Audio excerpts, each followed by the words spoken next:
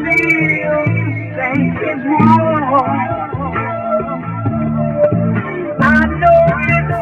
give a fuck about what they say, fuck about what they do. Don't give a fuck about what they say, fuck about what they do.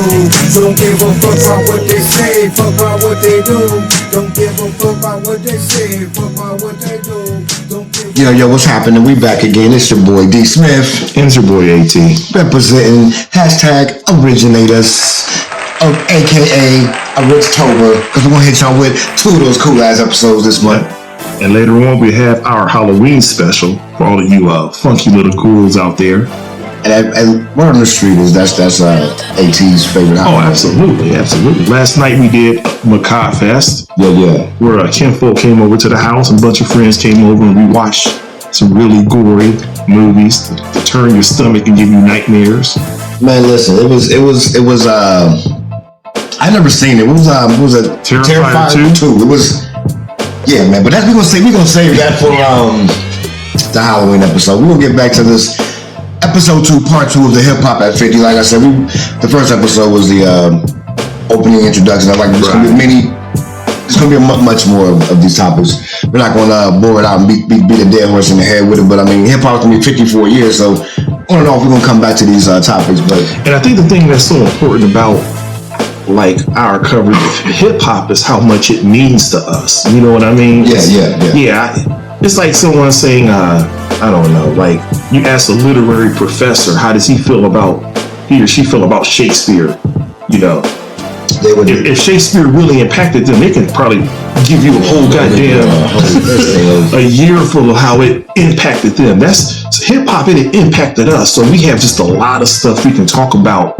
It's not so much like on that topic alone, and I can't even say like, the impact is a real thing, but more so it's kind of like that little brother or big brother for me. You know what I mean? Like they grew up because we grew up with it, we seen it. Yeah, just kind of grew up with it. Like, yo, that's dope. You know what I mean? Like now hip hop's grown and it sells the world. I say it all the time, man. It's selling the world.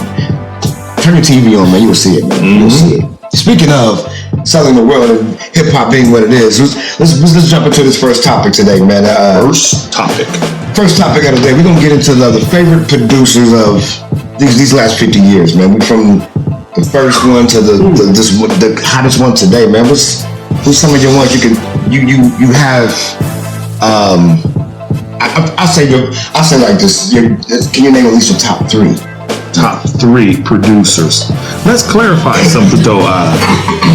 Producers and beat makers. I remember we talked about this kind of in private. You know, like our definition of producers is someone who produces. No doubt.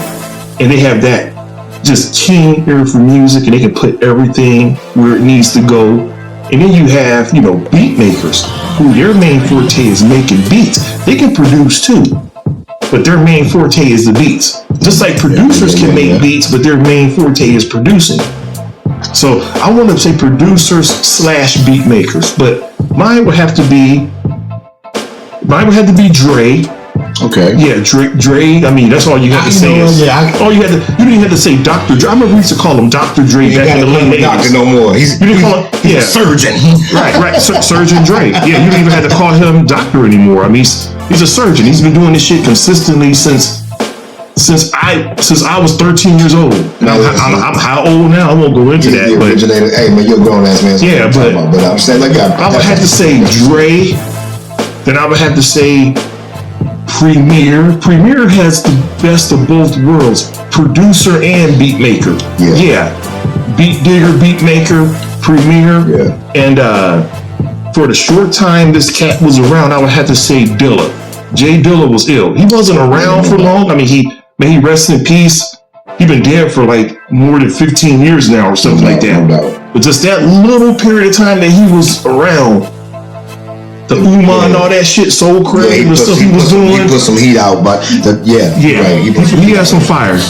What about yours? Mine, you of course, the surgeon, Dr. Dre. I mean, because Dre up, man, you can't deny it, man. But when you think about his catalog and how much stuff man, he's put some hits. He put some heat out here. Another one. Let me see. You know what? For real, I liked his drums. Swiss Beats is one for me, man. Like when he first came out with like the Rough Riders sound, like I love the way his drums sound, like the snares he used. You have to respect that. Yeah, but first, now here's where my favorite gets kind of, I guess, comes in when we was talking about the producer and the beat maker. Is another one I like is Kanye. Kanye can orchestrate a song kind of like how Drake does. You know what I mean? Like, I don't know if he can get specifically on the instruments that Drake can rock with and all that, but I'm saying overall, I would say Kanye's one of them. Okay, I can respect that. Timberland, he comes up in my mind. You know what I mean? Like Timberland had a unique sound, man. But yeah, that's what I mean. Like kind of like yeah, that's what I mean. It's like, but I'm gonna say, listen, I'm gonna say one that if I don't say it, I wouldn't even be me. But the RZA, man. RZA's like the way he just like, I don't even know. Like, the way he put the snares and the kicks together was dumb. Like when he, you know what I mean? So out of all of those, who would you say would be your definitive? You kind of threw quite a few names around. Would it be RZA? Definitive. And you had to narrow all of those down. I would say like the RZA. I would say the RZA because when we first heard Wu-Tang, remember how we looked at each other?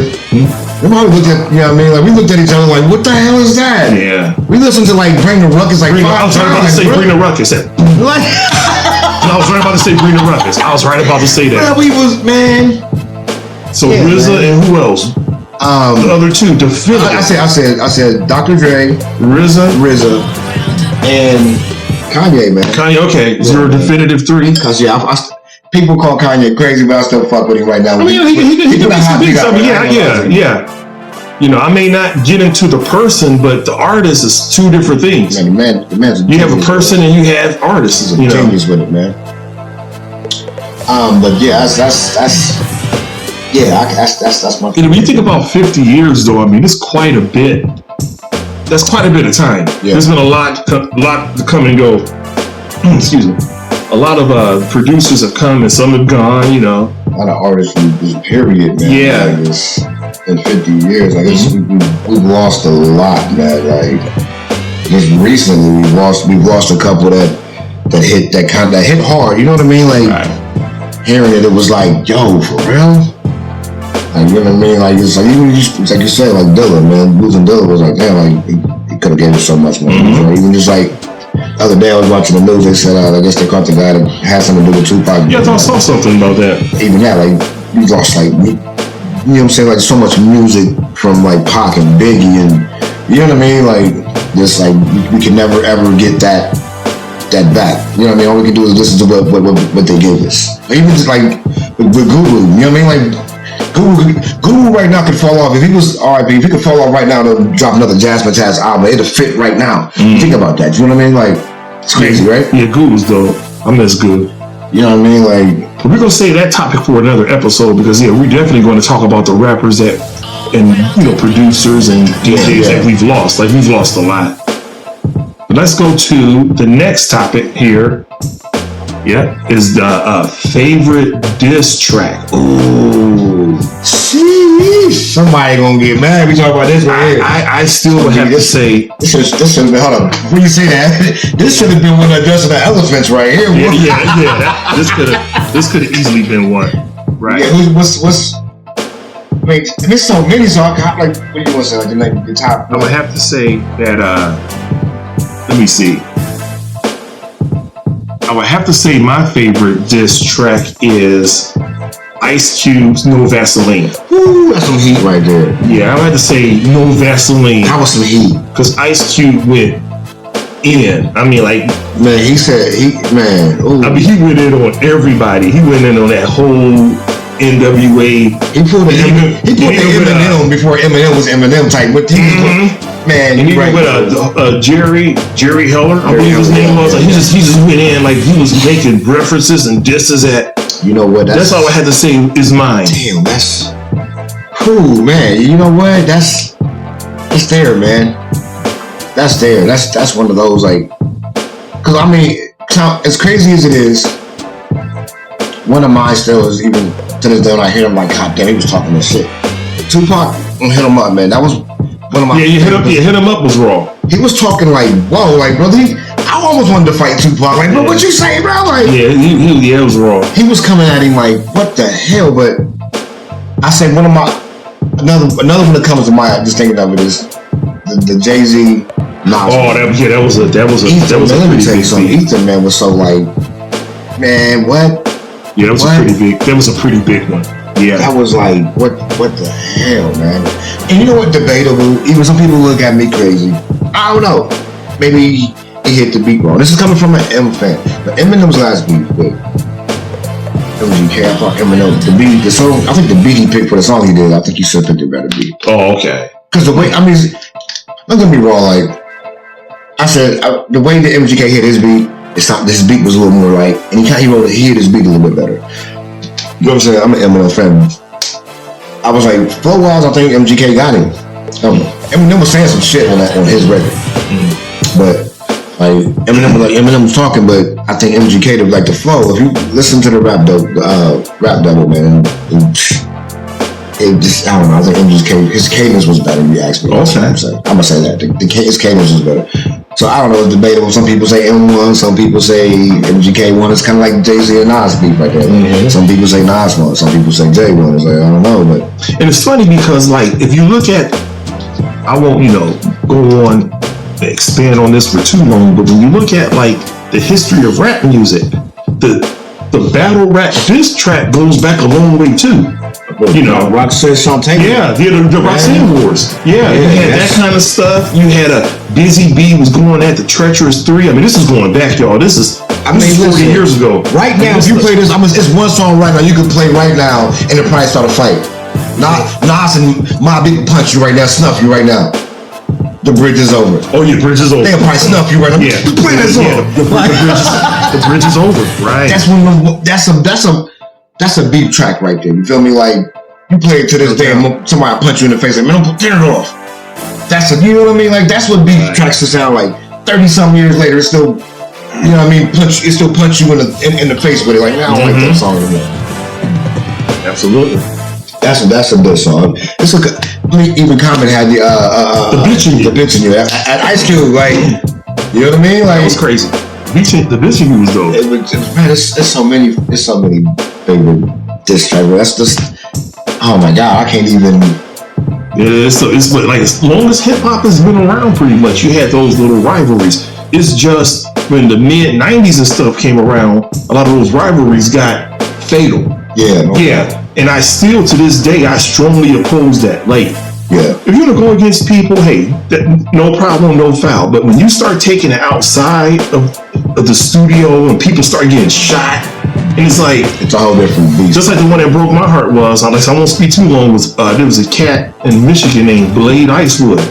And I wasn't really that familiar with his work, but I read about his death where he had a beef with some cats from, I think Blade Icewood was maybe from Saginaw or some part of Michigan. He had beef with some rival crew.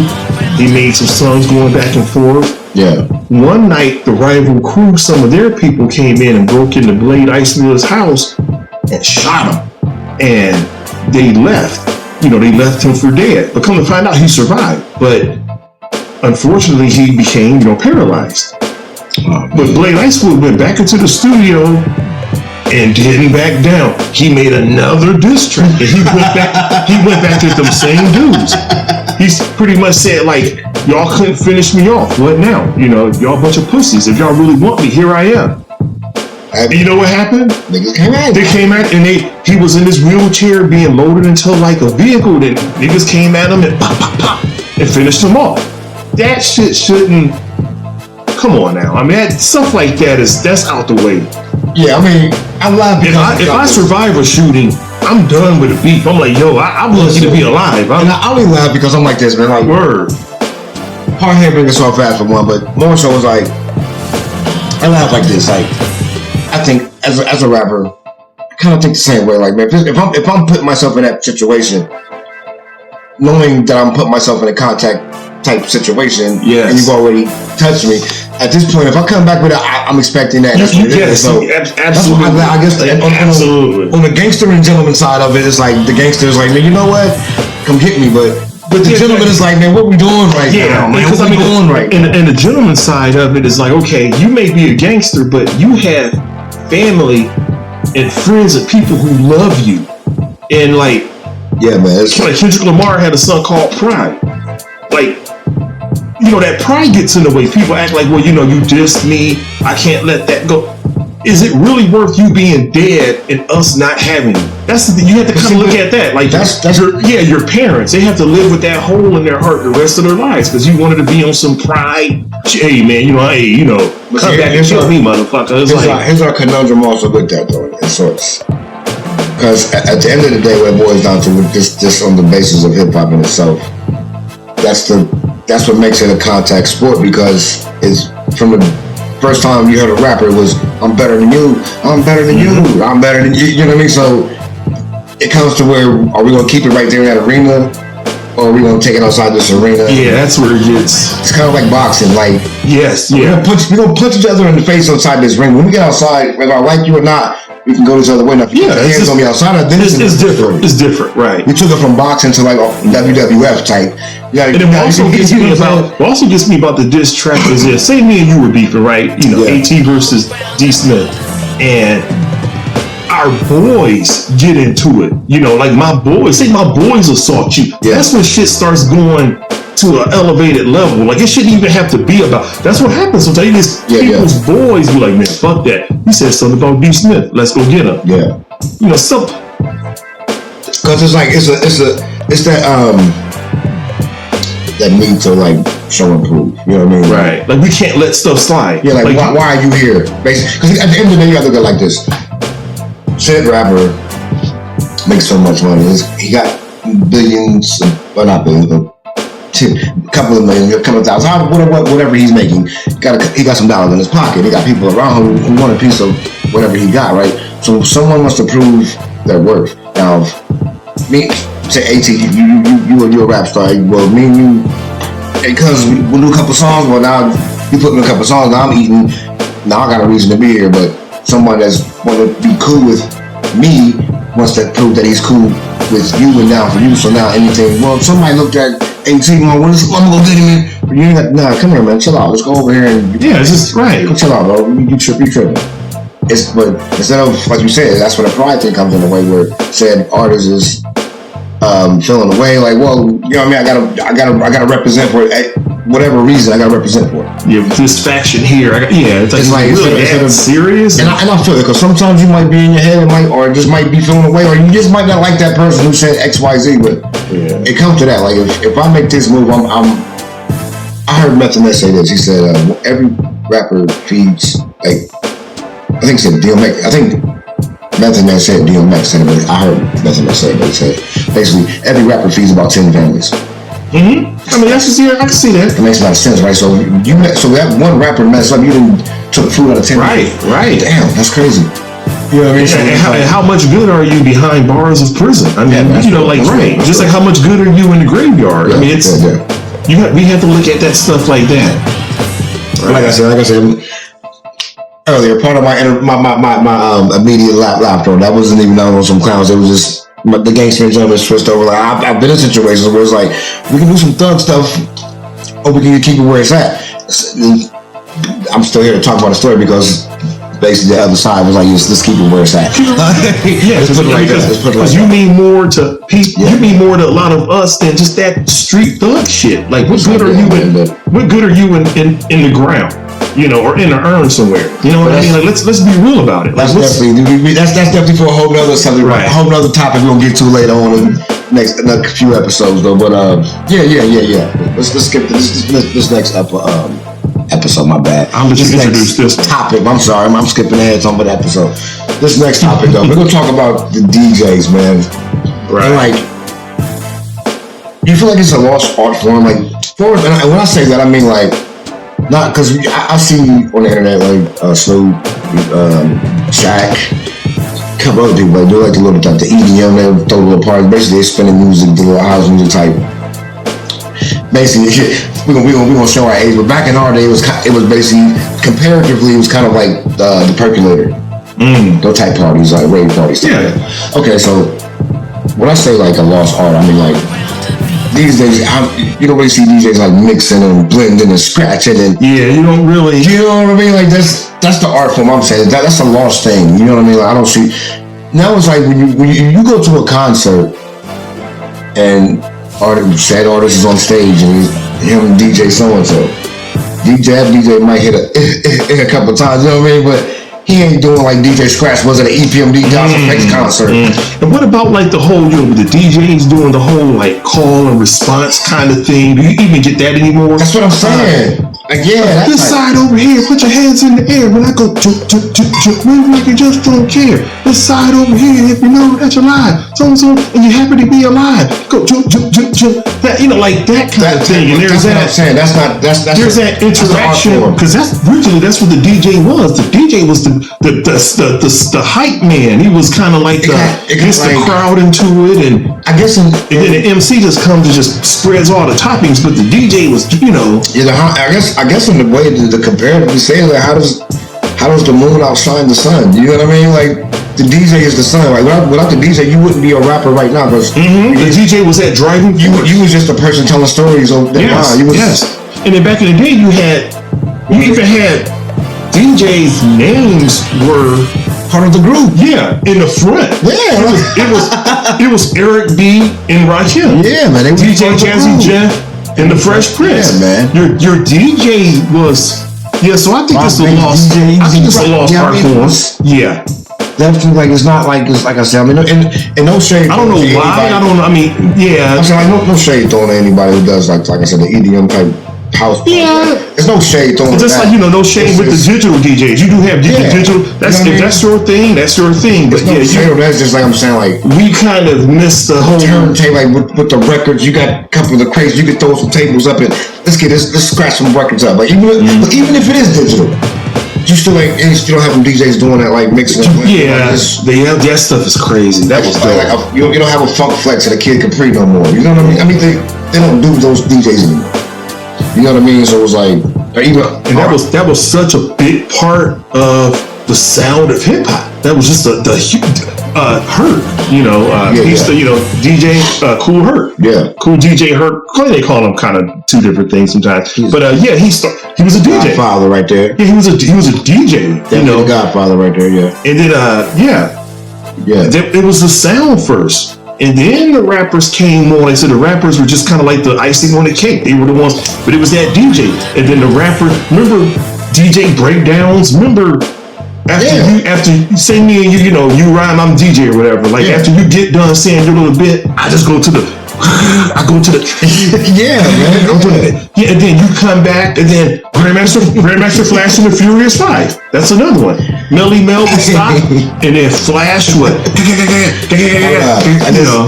I got a little bit nostalgic right here. Tell a funny story right here, okay? Right. The DJ tip right here, guys. This story right here. We're going to the bag right here. Bag of stories right here about me and AT right here. So once upon a time. No. You want to tell the story? You want to tell it? All right. Well, check this. So our cousin got married. All right. At this time, me and cuz, we was in our group, our little rap group. I won't say that name because I don't want to get sued for anybody's group name, anybody's stuff. But I'm saying, nonetheless, we had our little rap group going on. We thought we was hot shit, motherfucking world. They had the DJ spinning some music, so. I don't even know if I looked at him and said let's go up there or I don't know how it happened, but I know we got a DJ to put a break beat on. Cuz grabbed the mic like, yeah, check 1 2, bop bop bop. And everybody in our family, now you gotta understand, our family was like real Christian, we going to church every Sunday, we gonna be there from the South. Jackson Southern Miz, Body Clouds of Joy, Bobby Jones, listen here. Okay, so this wedding. Well, I don't know why, but like I said, me and cuz thought we were gonna be turned up. I just know cuz started spitting his bars, and I'm like, man, what's going on? It ended up being 2 mics, I believe. I just know he had a mic and I had a mic, and he started rapping. Then I was like, fucking. So cuz kind of did his thing, and he looked at me like, So it's my go. But I started going. We freestyled our bars. We freestyled this session. We might have cursed here and I don't even know, but I know I looked up, and my aunt's looking at my cousin like, cut it out. But the DJ still spinning music, so we like, whatever, we going still. Nonetheless, that's the world back. And we had like dress clothes on. And I still remember you like vibing with your dress shirt and your tie on. we were in that moment, we were hip hop. Yeah, man. See what I'm saying? It's like that. Where hip hop, a big thing about hip hop, y'all, is the presentation and bringing it. It was fresh. Like we brought it to a wedding. Like we. Yeah, man, we was there, man. We was in that suit and tie looking like. Yeah, but we brought it at a wedding. But still, we had the DJ was behind us. Yeah, man. I think his scratching wasn't that good or something. Yeah, but he rocked with us though. So he rocked with us. We never met this guy. He just rocked with us. Yeah. Put the break with him. We went out like They was like, okay, what's going on? Yeah, man, I'll never forget that story, man. We was teenagers, man. That's crazy. I didn't have to mention much about it. He started laughing. That's how real it is. I forgot about it, but I remember that. Yeah, man. That's a throwback story right there.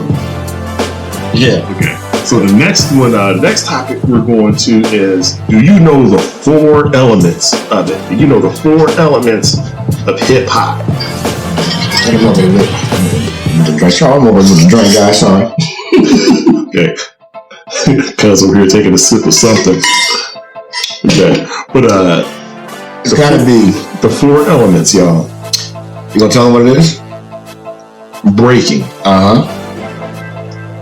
DJing. Preach. MCing. Amen. And graffiti. Yes. Even though graffiti is, quote unquote defacing property. Hey man, whatever, vandalism, whatever. But there was we can't deny it, there was a beauty to it. Like dudes made it look real dope. Here's also, see what I'm saying, like, and this, I don't know if it's like a culture vulture type of deal, or if it's just like it's been embraced, or if it's, I don't know what it is, but this is where it gets weird with that defacing property. Like now you could paint quote unquote a mural. Yeah. It's not defacing, but in that same, if the city approves it and stuff like that. You know what I mean? The same aspect, you could do the same thing in the hood. Same thing, same type of artwork, and it's they slap in their cuffs. So it's like, if you don't get that permission and you don't write, So it's kind of weird how that even works with that part of hip hop. It's like it can get you. I guess it goes in the same part with what we said earlier with the gangster and the gentleman. Like, depending on where you at with it, it can be what it can be. You know what I mean? The thing that was so ill about graffiti writing is some of the most notorious graffiti writers back then, they were actually like anonymous dudes. You know what I mean? Like, you didn't, because they knew that it was illegal, so they would operate in the cover of night, and they would pull up these burns. I grew up watching the movie Beat Street. Yeah, there was a guy in there named Spit who would go by, and they were at night. They were creeping around, and they were putting up these burns. Burns is also a nickname y'all for tags and tag graffiti, right? Come on, you got school. You're showing your age right now, old school. Yeah, I know. But like I said, they were putting up those. They were putting up those. It was like ghetto murals. Yeah. And the shit was beautiful. I mean, to me it was. But that was kind of the rundown on that. But yeah, like if it's legal, then it's a mural, it's art. Oh, that's a piece of art. Well, those graffiti dudes were doing, it was just as artistic. But like I said, it was kind of on the other side of the law. So, but then some of those graffiti dudes went on to become legitimate artists. Some of them actually, no doubt. They may have had their history in kind of a more illegal, kind of a more seedier kind of way, but in America, who has it though, right? That's real talk. We're gonna talk about the grandma, man, because one thing I do miss, man, is going to grandma's house and getting those good Sunday meals, man. Cookies and stuff, man, desserts, So we didn't change gears too fast on there, but we're gonna do this addressing the elephant in the room. But So this next topic is the addressing the elephant. Absolutely. And is the grandma like the, I guess the, I mean, I'm not a fan of the movie I don't even want to call it genre or the movies period, but the Madea type grandmas, right? Like you got a line that slap you, your cousin, and slap the neighbors. You know what I mean? Like those grandmas, I'm gonna say we need that type of. The kind of fear mongering grandmas. I don't know if they still exist. I don't even call it fear mongering. I'm just saying more so you gonna get some respect about yourself. You know what I mean? Like, I can see that. I think right now even the problem with a lot of the younger women around now. Like, they don't have they'll talk back to their mom, but then the mom ain't. I mean, the grandma's not too much older than the mom. You know what I'm saying? So it was like talking back to both of y'all on that. Yeah, sometimes the moms grew up with their the grandmas. Yeah, like they're right. Like, what happened to like? I don't know, man. It's just, I think it was just that kind of old school rearing, you know, where parents didn't take shit 60 years, 70, 80 years ago, and then and you respected your grandma, but just maybe we're just in different times, man. It just kind of seems like, yeah, man, the grandma, and just like grandma's house, you know, like people used to meet up at the grandparents' house. Holidays were spent there. And that house was like it was like a shrine or something. It was like, you know, it was something sacred. It was like, you know, you go there and you grew up there. I don't know if they even do it like that anymore. Like a lot of people I know who are grandparents, they don't talk about their grandchildren coming around all like that. And it just seems like it's just kind of different, you know? Yeah, it's like, yeah, man. Yeah, because I remember like one point in time, like one of the grandmas, like you were like, like you said, cousins, everybody's there. Everybody was there. Everybody's there. Yeah, nobody was a stranger.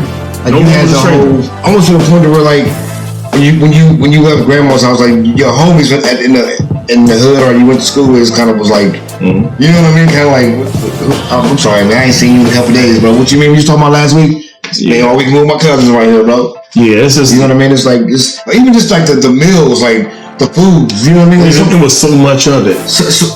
Not even so much of it, just like the way some of it would taste. Like, I was trying to duplicate some of the meals that I've been cooked by my grandparents. Like, I can't even, you know what I mean? Like the certain, like the greens or the chicken or, you know what I mean? Corn, but it's like, it don't have that same, you know what I mean? It's like, they had that skillet for 20 years, man. You're like, well, damn, I just bought the skillet last week. It sucks. You know what I mean? Like, they were using cast iron. But that's what I'm saying. I mean, you can buy cast iron right now. But but you still need that the cast iron. Think about this. That cast iron they cooked for us and our parents ate out of. Yeah, that old. Like they just write that baby down. And generational stuff. Up in the cupboard, baby. Like, okay, you want to wash it down? You better not wash my pan. Like, wait. Yeah, that generational stuff. Yeah, it kind of seems like a lot of that stuff is kind of got lost in translation over the years. Yeah, it's just kind of like, do we do that anymore, or is it just grandma gonna be at the club getting turned out? You see grannies these days. Grannies these days be online twerking, man. That's what I'm saying. Yeah, like they be shaking that shit. Shake that shit. That was in the flow. Shake that shit. Drop it. It be your grandma out there doing that. Can you imagine if our grandmas be like, what the hell? They were church women. You feel me? Like, that's a whole different. Like, they were the only dancing I ever saw my grandma and them do was when they were Holy Ghosting. That was it. That was it. On a Sunday morning, listening to some Bobby Jones or in church. One of the two, it was doing that. But yeah, also, yeah, I do want to send a strong ass shout out to the Corner Pocket. They did an episode today up in Youngstown, I do believe, man. Check them out on YouTube. The Corner Pocket, DACORNERPOCKET, the Corner Pocket. For some of y'all who do know how to spell. But yeah, that's the family right there, family facts, and they popping, man. But they doing their thing too. But yeah, man. This is pretty much concluding the episode, I guess. Hope you guys enjoyed it. Hope you folks felt enlightened by some of the things that you got. I mean, we got some pretty good feedback from the last episode. Like I said, this is the part 2. We just had to kind of like the topics we had on episode 1. We just wanted to just kind of like touch up on those and finish what we didn't get to squeeze into the time in the first episode. So we definitely wanted to touch up on that. But we will be back soon with this new and improved Halloween episode. I don't even know if AT might even have a little short story to even put. Oh, I gotta put something together. Let me see. The guy over here, I think I'm gonna call him Spike Arna Lee. Martin. Martin Scorsese. I just want. Cloud. You gotta do something, y'all. Yeah, man. You know what I mean? But yeah, Cuz nice with it, man. So we gonna see what Cuz put together for this Halloween episode. All man. right, so stay looking out. Keep yourself up. Yeah, man. It's your boy Dick Smith. It's your boy AT. Hashtag Originators Radio.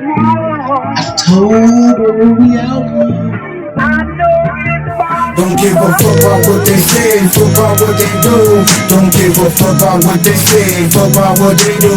Don't give a fuck about what they say, fuck about what they do. Don't give a fuck about what they say, fuck about what they do. Don't give a fuck about what they say, fuck about what they do. Don't give a fuck about what they say, fuck about what they do. Don't give a fuck about what they say, fuck about what they do. Don't give a fuck about what they